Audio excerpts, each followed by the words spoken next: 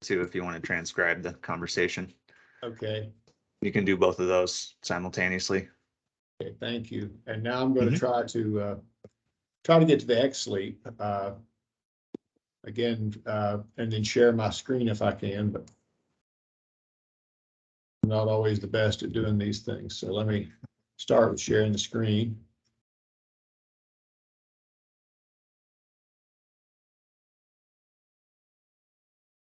So there's the XLEAP. Can you see that? Yep. Okay. So can we start in on this? Because I don't think we have maybe like 20 minutes. So I think I wanted to move beyond these first questions because we got a lot of those in the bigger workshop. So I wanted to move down to like question number 2. Are there additional challenges and barriers that are unique to irrigation modernization besides the ones we identified in the big meeting we just had?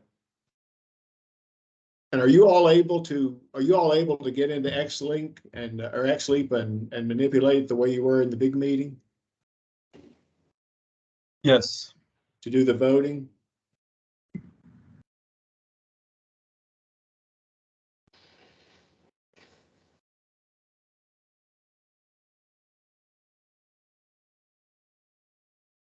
So number 3, I can't see. I'm only seeing the XLEAP screen. Are you actively voting on things or not?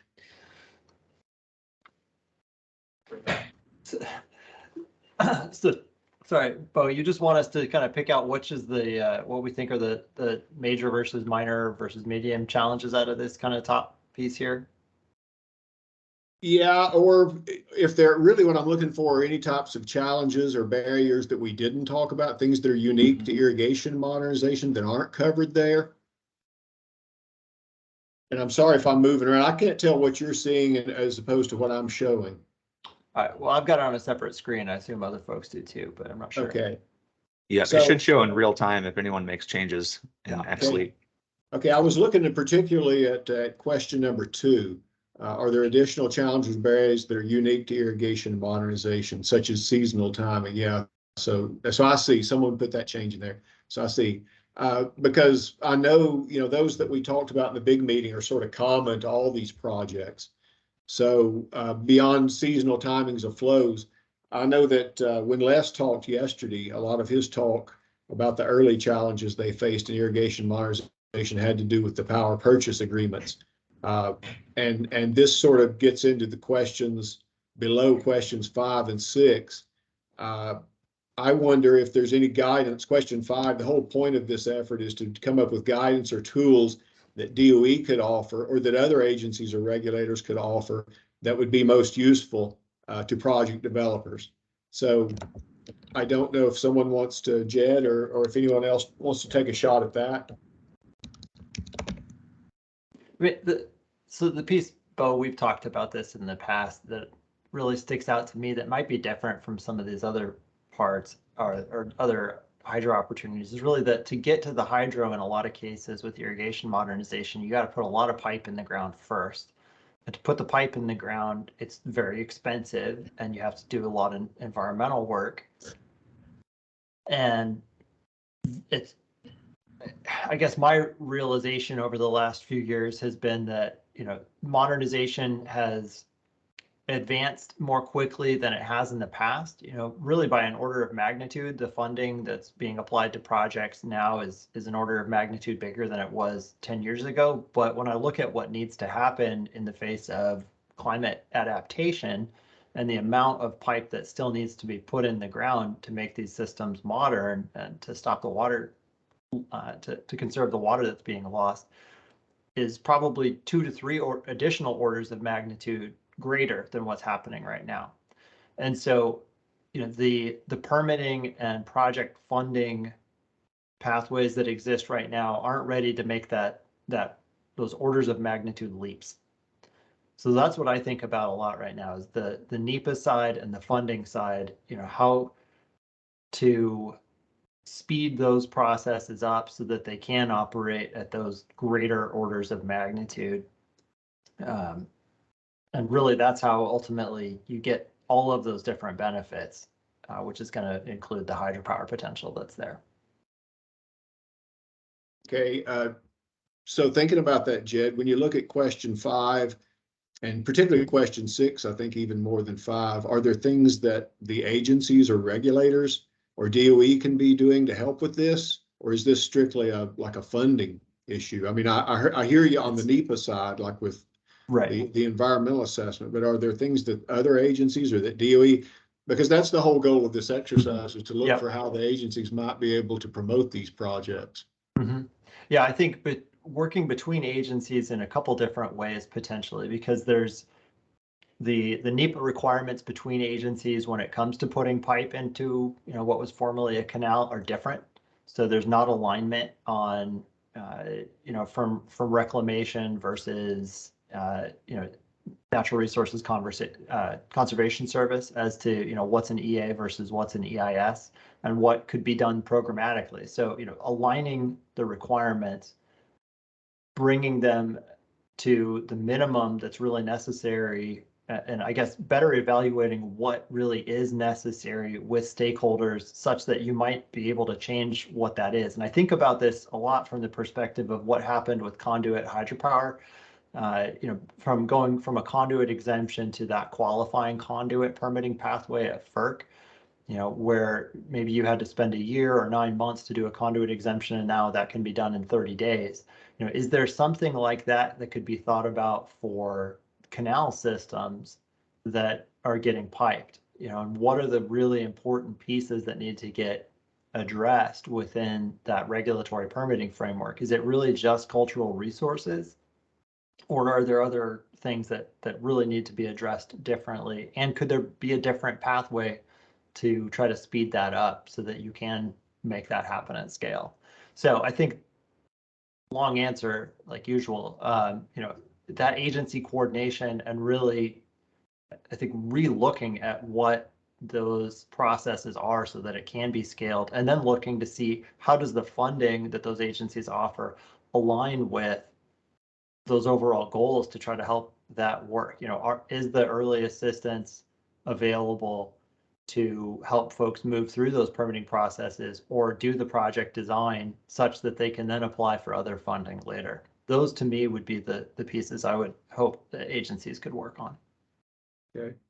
So we have a comment that was added about distributed hydropower. I can't see, all I see is that a technology developer added that. So whoever wrote that in, could they explain this a little bit more?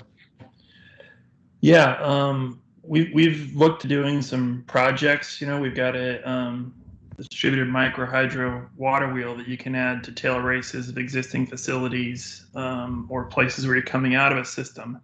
And what we've actually ran into is that if we end up in the FERC border, because we're close enough to the existing approved system, you can't add us in, because then now the owner to have to literally open up their license to add additional power, add in another use to it. And so this has prevented us from doing a lot of jobs, frankly. Yeah. Okay. Yeah, that's a good point, and that's a good, particularly about FERC. It's oftentimes this comes up as a topic, even where there are some types of exemptions, like Jed was mentioning earlier, they don't always suit the needs of the project themselves. So I want to open it up to everyone. Does anyone else have anything? And we don't have to restrict ourselves to 5 and 6 if some of the other topics up there someone would like to comment on.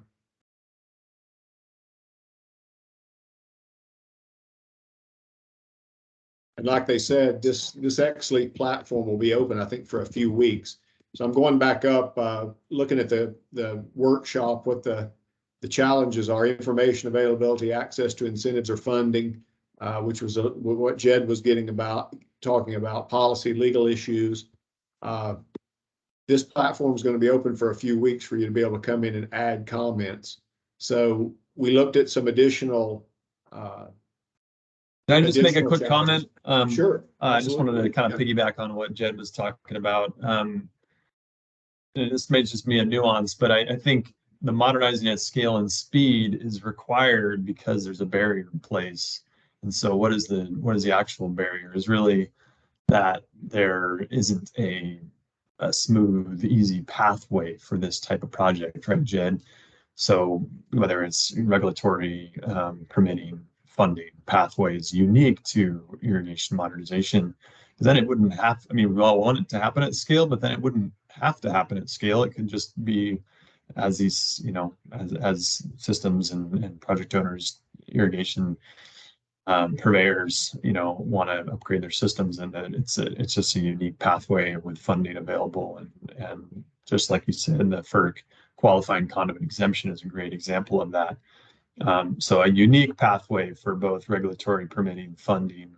Then we all hope we can do it at scale and speed, but I think that's the barrier it's addressing. Okay.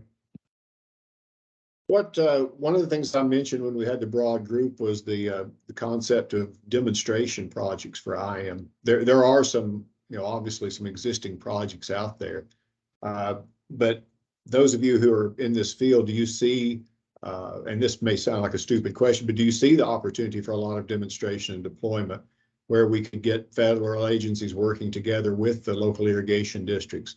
And what might be some of the barriers to that? And again, Jed brought up the environmental work that would have to be done, if for no other reason because of the federal involvement. But what might be some of the barriers and opportunities for that? Because I think that's a real potential in the next few years, particularly with some of the rural and remote work that Department of Energy is interested in.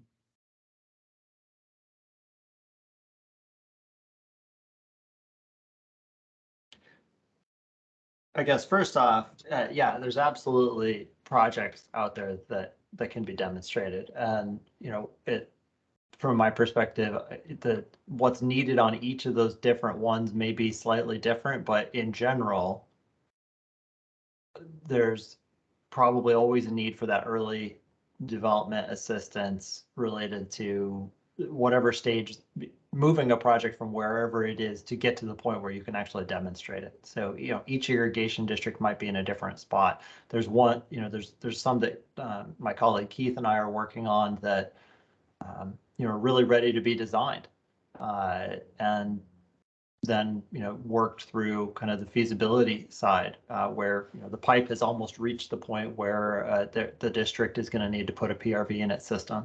In other cases, it's a little bit farther out. They need to put more pipe in the ground first. They're going to need to work on site control to get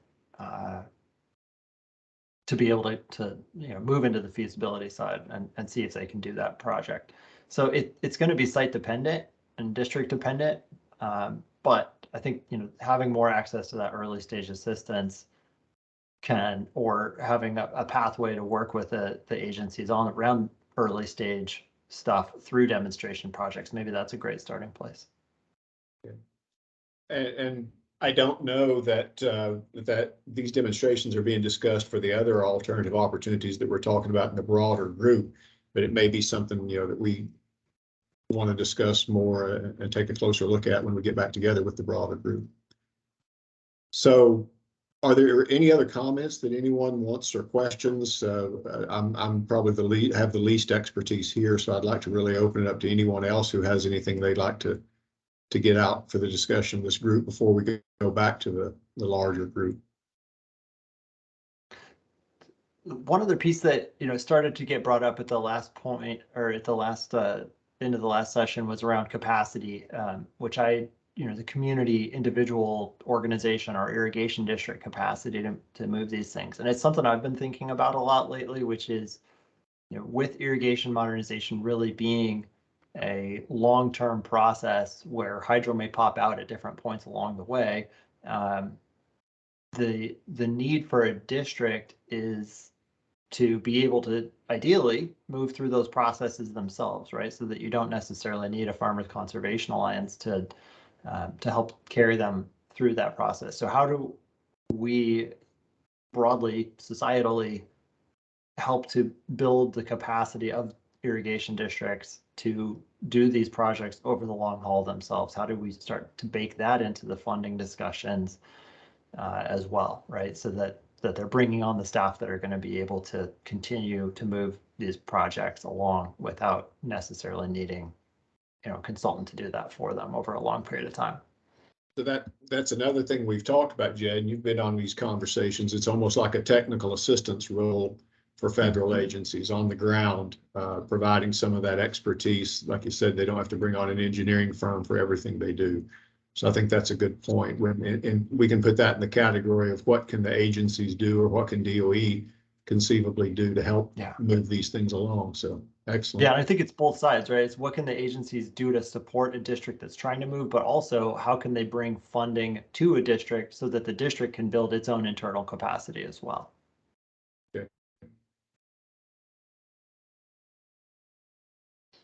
And I agree. I think the community, or the capacity constraint is probably pronounced in irrigation modernization opportunity compared to some others, just based on the nature of remote agriculture. Typically these organizations, districts, etc., are very short-staffed and low in capacity. Sure. And I hate to jump in, but just to let folks know, we're going to extend the breakout rooms to 11:15. Lots of good discussion, and want to keep them going. And I'm going to bounce. Thanks, Pat. Yep. So you heard that from our ringmaster. So that opens up the opportunity for anyone else to comment. I feel like I've done too much talking, so I'll Mike, I don't know which you prefer. I'm sorry. Kyle, Keith, anything, or anyone I don't see on the screen there. Sharon is on the line. I don't see her camera. So, but if anyone else wants to weigh in, or Sarah Barrows, my colleague at PNNL, is on the line. If there's anything anyone wants to contribute here.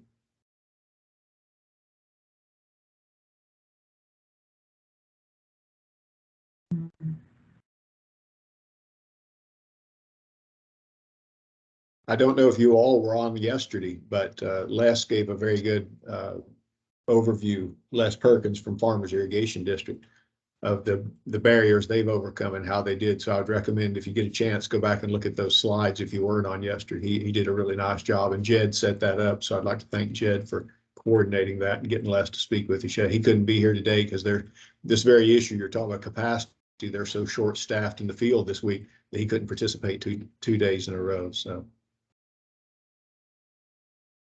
Maybe I can jump in with a question. I missed the first part of the discussion, so maybe you already discussed this, but question 5, where it says, what guidance or tools could DOE offer that would be most useful? I kind of want to expand that also to say, what tools could DOE and or USDA offer, and see if there's some thoughts that people have on that. I know right now we are submitting information on our different size units and technology to the Idaho National Lab, which I guess would be a resource for the different water districts to know about, so I guess making it clear to the water districts that tool's there and available. I guess beyond that, probably, there's some technology specific, besides ours, there's going to be different technology specific kind of installations and how those look, and how they would functionally go on the process for it. So probably even getting into some of that, like we're talking about helping the districts to use their own resources, and I guess more having that full chain built out on that platform is an idea that came to mind. So. Yeah, that's one of the things that's actually been developed on this project, is sort of a technology database, for lack of a better term. I don't know exactly what they're calling it. All the vendors are able to put their information in there so that the different districts can have that resource at their fingertips, like you're talking about, and know what the options are if they want to develop out one of these projects. So that's a good point. How about an EQIP cost share incentive for either on-farm irrigation, hydro, or even working with the district for, kind of accessing EQIP for district-owned hydro opportunities? Can you, for all those of us on the phone who aren't experts in EQIP, can you give us a little more background, Kyle? I can't remember the acronym, but it's a USDA program, our rural development program for providing in cost share incentives for different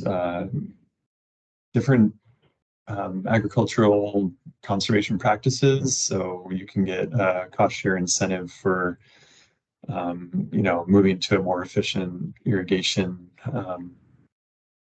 system. And a lot of them are typically water savings driven. And I think there's a few different energy equip codes, but yeah, adding one for hydropower on farm could be a great way to expedite and accelerate adoption, certainly on farm, but also potentially an avenue for providing that to the district as well for canal or pipeline, mainline hydro. Yeah, we're I know the national laboratories, Idaho National Laboratory and Pacific Northwest, we're working a lot with the USDA to try to look for those types of opportunities, Kyle, where we can identify programs that we can, again, agencies can work together to try to streamline some of these processes. So yeah, that's great. And it sounds like you and Jed have had some conversations about, I like that technical assistance piece, but also maybe even moving and Jed, I don't know what kind of conversations you guys have had, but having sort of the framework or the process kind of built out on, the DOE side or something like that. Maybe it doesn't belong quite there, but and then with the technical assistance for districts to be able to sort of self-serve and march themselves through, and at these different points, oh, here you need to engage with a consultant, and here's a list of consultants that are capable of doing this type of work for this step. Here's a step that you may not, need any assistance on, and just to provide that structure and that process for districts to kind of self-serve on the whole irrigation modernization process. Yeah, and one of the ideas we've kicked around, and we haven't done it obviously yet, is DOE is very fond of prizes. And so they have these prize competitions where you can basically win national laboratory or other, other organizational technical support. So you come to DOE with your prize suggestion, whatever it is you want to do, what type project, and you win so many hours of technical support. So that's one avenue. I mean, there's probably 15 different ways we could do this, but it's something that's getting a lot more interest with some of the infrastructure funding that's coming down the pike. So again, we haven't been able to act on it as quickly as we'd like to. It's like everything else, there's a lot of regulation and bureaucracy, but it's where we hope to be. So.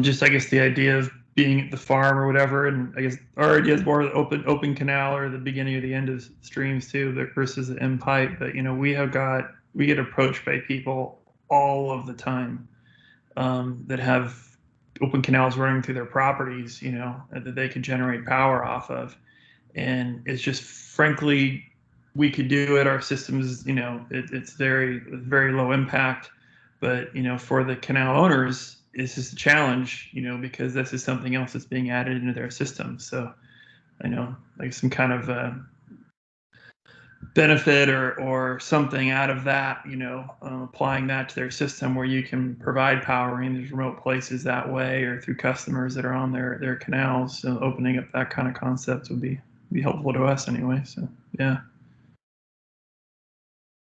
Thank you. So Patrick hasn't come back in and said we're supposed to join the main group, so I'll just throw it open in general. Is there anyone else who wants to add anything or bring up any more questions before we break up and head back to the main group?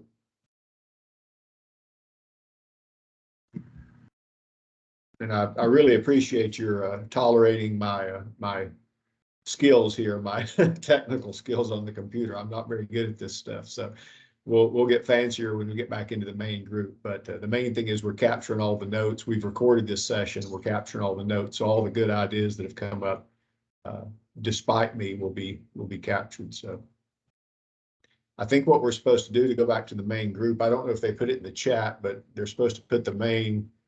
Chris, you're nodding your head. Is it in the chat, the main page? Yes, it is in the chat. that we go back to? Yep. There's a list. It says day 2 main meeting and then all the breakout rooms underneath that. Hopefully everyone can see that. Okay, so I think I just put it in this chat too, but anyway, I guess it's time for us to find our way back to the main meeting room. So I appreciate it, everyone. Thank you. Yeah, Thanks, thank you. Bo. Thank you.